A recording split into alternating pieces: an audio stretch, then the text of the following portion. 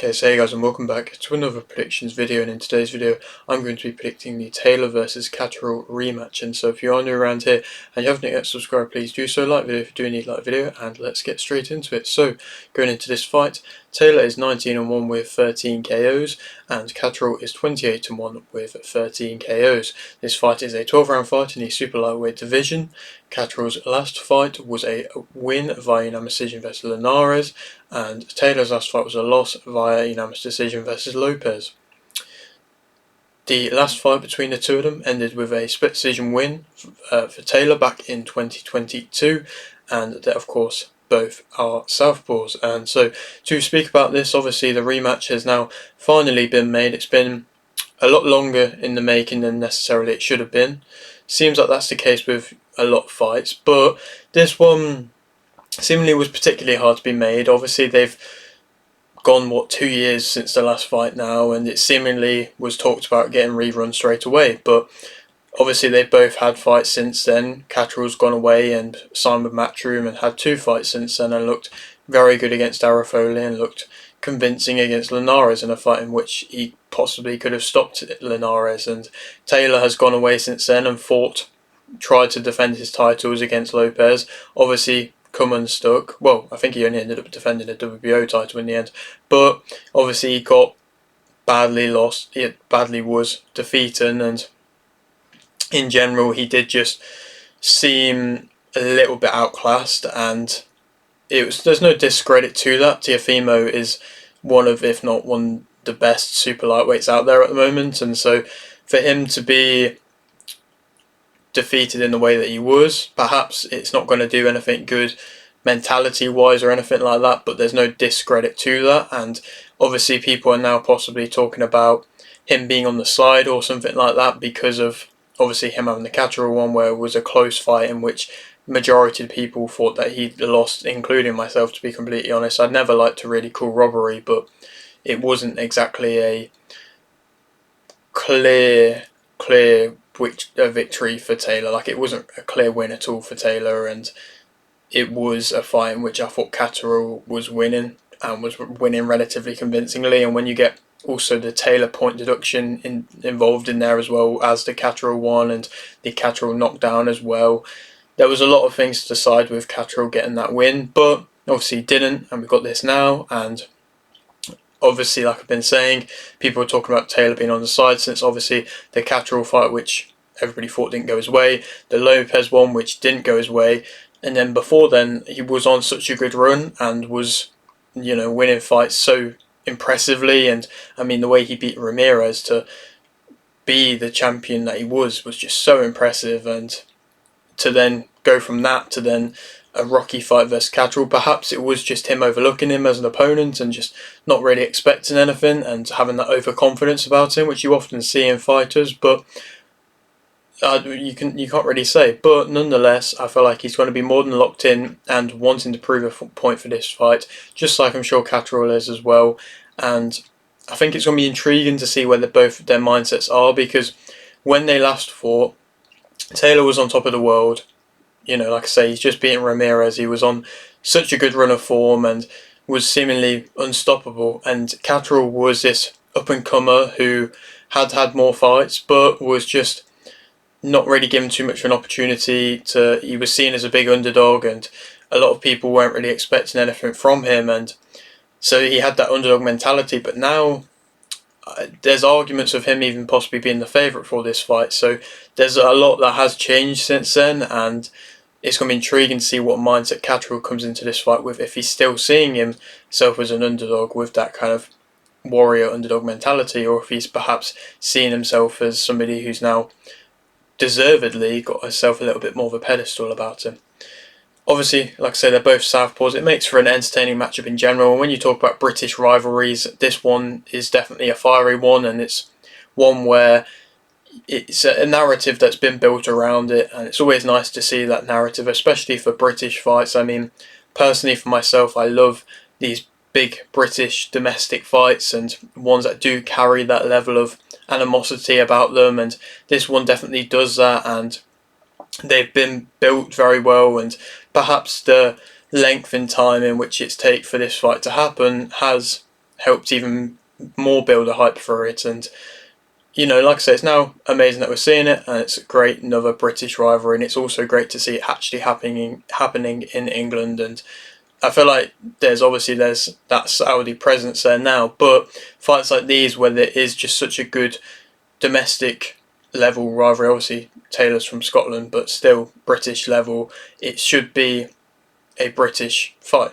And obviously this could be for a world title, but it should be still fought in England or Scotland. And obviously it's great that it is happening. It's in a mutual place, which I think is good as well, because obviously the first one was in Taylor's home country. It was in Scotland, and I respect Catterall for going over there and fighting him there, but it's now great to see that there is that mutual kind of middle ground between the two of them in this venue. To speak about them both as fighters, Taylor, he's proven that he's got a good chin. He's definitely taken shots, and even when he got dropped versus Catterall, he didn't really look rocked or anything like that. It was just one of the ones where the momentum was going against him, and Catterall saw that and utilised that, which was impressive from him, but he has got a good chin. He is a physical fighter. He is known to be a physical fighter. He knows how to rough fights up and make fights go the way that he wants them to go. And it was happening a little bit against Catterall, and it happened very much so against Ramirez, and he wanted to do that versus Lopez but struggled to do that. But typically he wants a nice physical kind of dust-off where he can impose himself. He gives his all in fights. We've seen that multiple occasions now where he has given his all, and like I say, even if things aren't going his way, he is still giving his all. He's aggressive, I would say perhaps more aggressive than that of Catterall, which could play a factor into his favour. He's got solid body work. He wants to control the centre a lot of the time, but he does also work well off the back foot in the process as well. He pushes the pace. He's got a nice tight guard, which then responds with solid timing that he's got. And when he has that confidence about him, he is landing and timing very nicely, and his accuracy can be there. He's, like I say, got a point to prove in this one. He's coming off two performances that are nowhere near, the traditional Josh Taylor that we're used to. So he's definitely going to have a point to prove, and perhaps has that less pressure on him now than what he's been used to in his past few fights, which might come as another favour for him. And he can also fight at an in-close or a mid-range, and he wanted to seemingly make the fight in-close versus Catterall. Perhaps tried to force it in-close a bit too much, and Catterall just didn't really allow that. But I think perhaps when he does, like I say, have that level of confidence, he fights better on the inside than that of Jack Catterall. Negatives about him, he can become frustrated. I think Catterall also became frustrated in their fight, but Catterall's defence of being able to kind of manoeuvre him around and tie him up often when he needed, and it did really work well, and it did really frustrate Taylor, and it's just something in which if he can do that again, then he can execute a game plan as well as what Catterall did in the first fight between the two of them, then you can see Taylor getting frustrated again. He's obviously not got that momentum behind him like that of Catterall does. He's been at this weight for a while now, and it seems like there's always been little bits of troubles with him at this weight. I can't necessarily say too much because I'm not him, I'm not his team or anything, but I don't know, he's always looked big for the weight, and there's always been talks about him moving up in weight, and I don't know, I just possibly think this might be this might showcase if he is a little bit drained at this weight now. He can force the fight, like I say. I feel like he can line up his shots a little bit too long and wait too long to execute his uppercut, which is a great uppercut, which he really wanted to utilise against Catterall in the first fight, but he just took too long and just really took too long to set it up. His athleticism, I think it was something that he struggled against Lopez. I think the speed in general, even against Catterall, the speed I think Taylor struggled with, and he just couldn't seem to pin down either of the fighters and actually, like I say, impose himself. I feel like sometimes struggles a little bit to actually counter another physical fighter as well, because Lopez brought the fight in front of him and was physical as well, but he was just a faster and better fighter and just was physically imposed himself better, and Taylor just didn't seem to plant his feet right at all and just seemed to struggle against that. He's been battling injuries as well. Taylor, there was a few rumours around what this injury actually was for the postponement of this fight. I heard eye injury, so something like that, but he's been battling injuries, and so if that's a long-term thing, that could play a factor back foot. I think like sometimes on the back foot he's very good, and sometimes on the back foot he can be a little bit more poor. And his defensive movement, I mean, his head movement isn't anything too crazy, and so he can keep his head on the line. And when you've got somebody like Catterall who is very good defensively, I feel like there is a class difference in defensive wise between the two of them. To speak about Catterall as a fighter, he's got a great jab, nice fast hands, and really leads well off the lead hand and does everything off the lead hands, which is often quite beautiful to watch, to be honest. He can fight on the front of the back foot well, changes levels well, gains a rhythm relatively easily, and can do that. And when he does that, he's comfortably winning rounds often.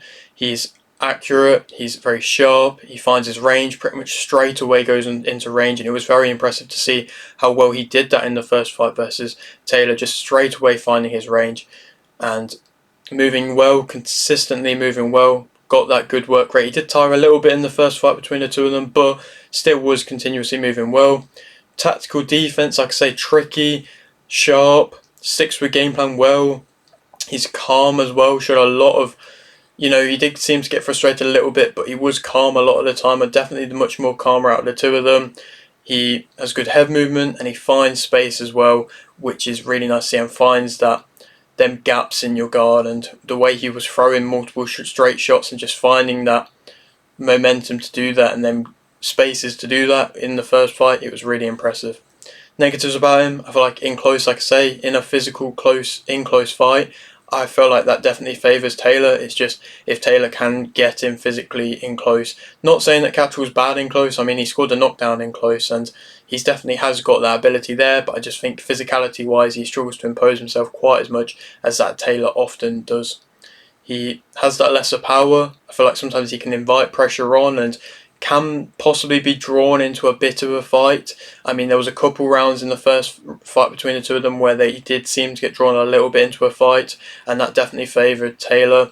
He can slow down a little bit, can also become frustrated, like I say, pushing the pace enough in that last fight versus Linares. He seemed to cruise through rounds, didn't really seem to push the pace. Like I say, you really could have got him out of there, and when you just see Dalton Smith in the next fight versus, that was Cepeda. My apologies. Linares, he pushed the pace. He should have pushed the pace a bit better, I think, and he didn't, and he cruised through rounds a bit. And, I don't discredit that because I'm sure he was thinking about the possibilities of a Taylor fight next and saw the Linares as a fighter who could have hurt him. But, I don't know, I just feel like he possibly could have pushed the pace more to actually get him out of there.